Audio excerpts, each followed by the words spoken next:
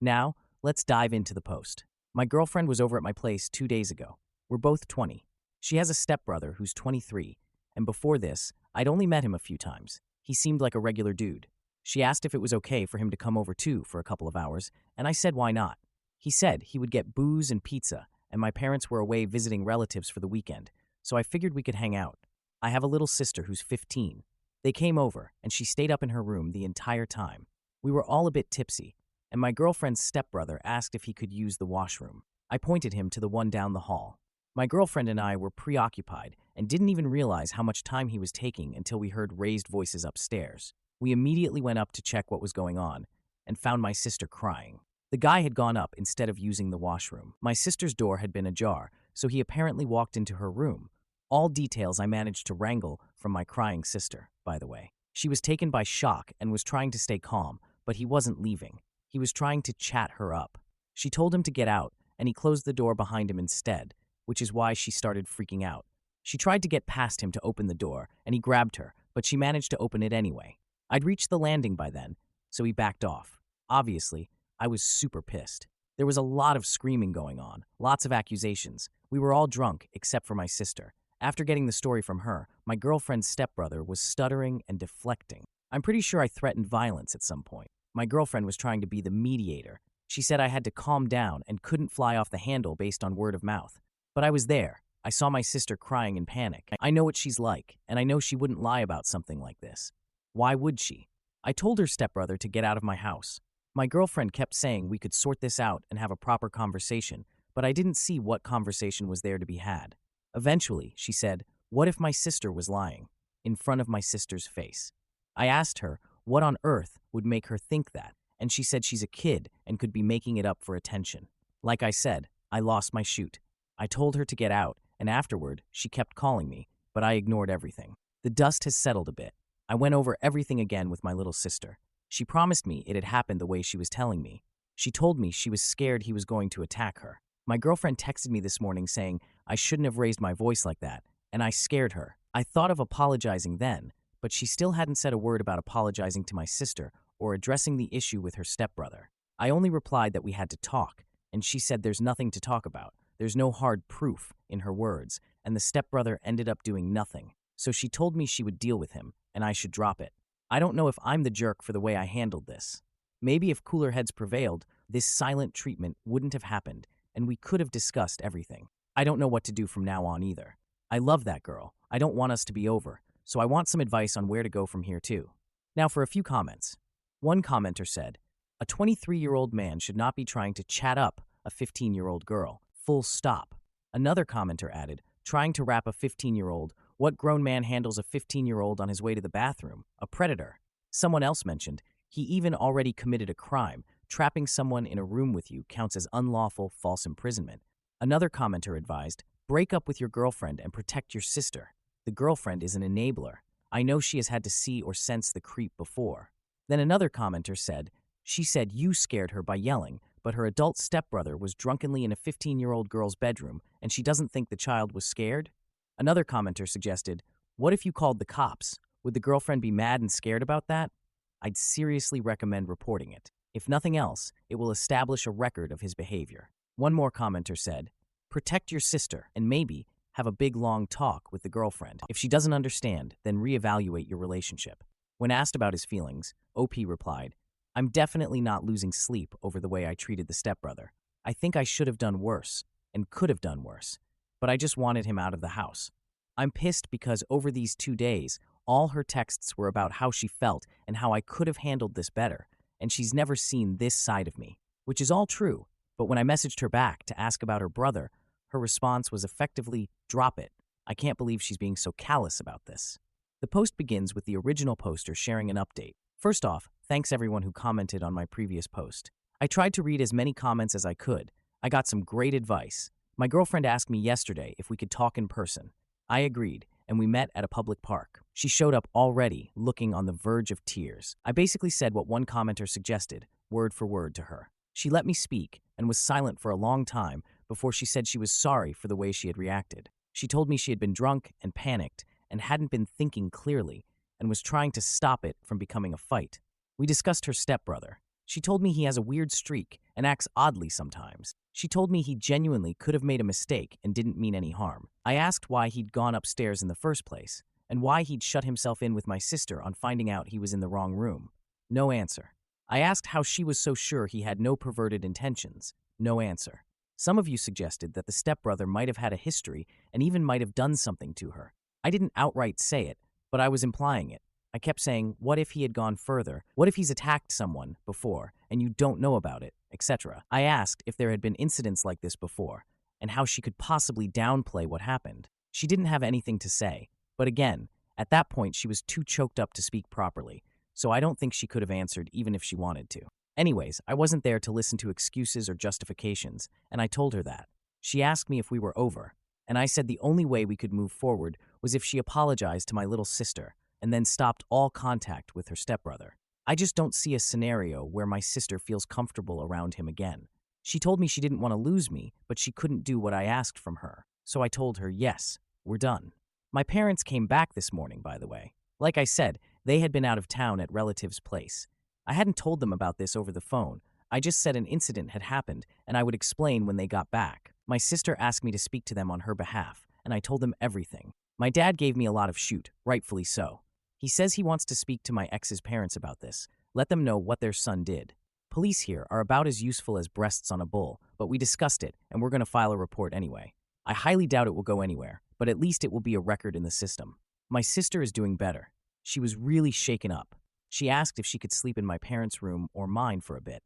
We will probably arrange a therapy or counseling session for her and let her decide if she wants to continue. I'm going to take her bowling, and then we'll get food. Just the two of us. So I can also apologize on my part. I feel upset. I feel guilty, actually. I trusted my ex, and me being naive put my little sister in danger. I've always thought I was a responsible person, and this happening, when I was supposed to be in charge, is messing me up. I'm pissed at myself. Not gonna lie. But we move. My favorite comments to read were the ones telling me what to do to the stepbrother. I don't ever want to see his face again, but in case I do, someone let me know if you have a wood chipper lying around. Thanks again, everybody. Now for a few important comments. One commenter said, I was waiting for this update. Good on you, mate.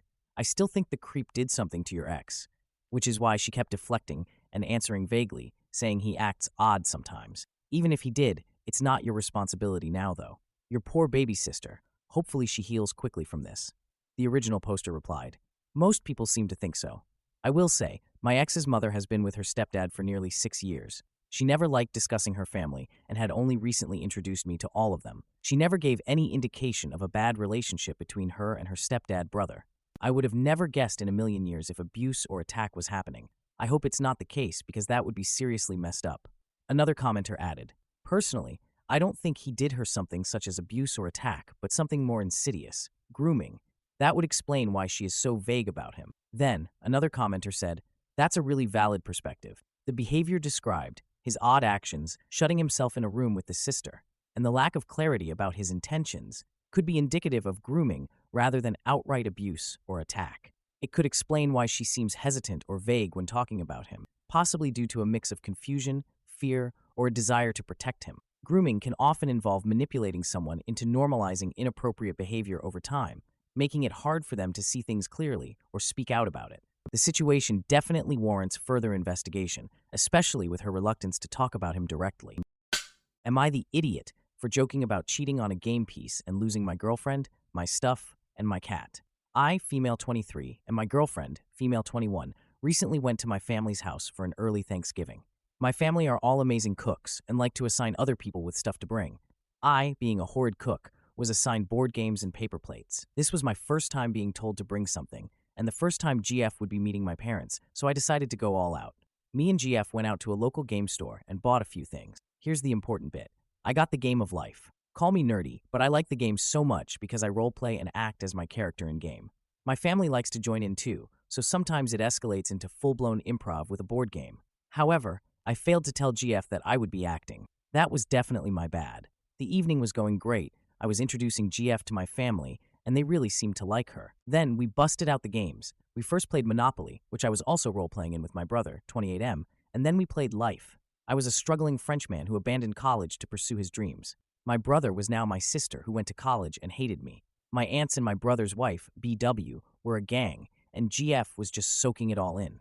At some point, BW started to harass me because I married a pink peg. I can't quite remember how it devolved into me saying I'd cheat on the pink peg for more money and a better job, but I'm very aware I said it, and in a very poor French accent at that. I didn't think much of it, given that BW was saying worse things about her blue peg, but on the drive home, GF absolutely blew up on me. Not just loud, stern talking too bad, but I had to pull over in a gas station parking lot because I couldn't focus bad. GF was mad because if I could do that to a pink peg, then what would I do to her for a better life? She also thought that the French accent was offensive. My family is fully French, and so am I, so that really confused me. Maybe it was offensive because it was bad?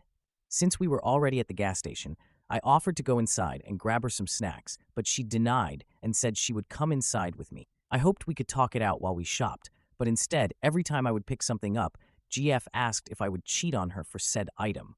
We got home, and she's been giving me the silent treatment ever since. This is the first time she's ever acted like this towards me. I asked some of our friends about it and have gotten mixed opinions. Am I in the wrong here? Any advice on how to get her to talk to me again? Now for a few comments. Unique Aberration said, maybe you should have explained beforehand, but it's literally a plastic peg. I would cheat on it too, and I'm asexual, not the idiot. Ghost322 commented, I hate cheaters, but for the game I would too. It's not reality. For the game, I would put a pink peg in and I'm straight because it's a game and doesn't reflect reality. What's Paul Playing added, yeah, this feels like a mountain of insecurities wrapped up in a person. Someone who could do with a good, long bout of therapy and self-examination. Azrael Woods 3872 said, your GF's a moron who either cannot separate fact from fiction or is looking for a fight. She's going to do this again, and she's going to do it a lot. Do you want this? Because it's unlikely you can change her. I'd dump her. She sounds toxic as hell and dumb as a brick.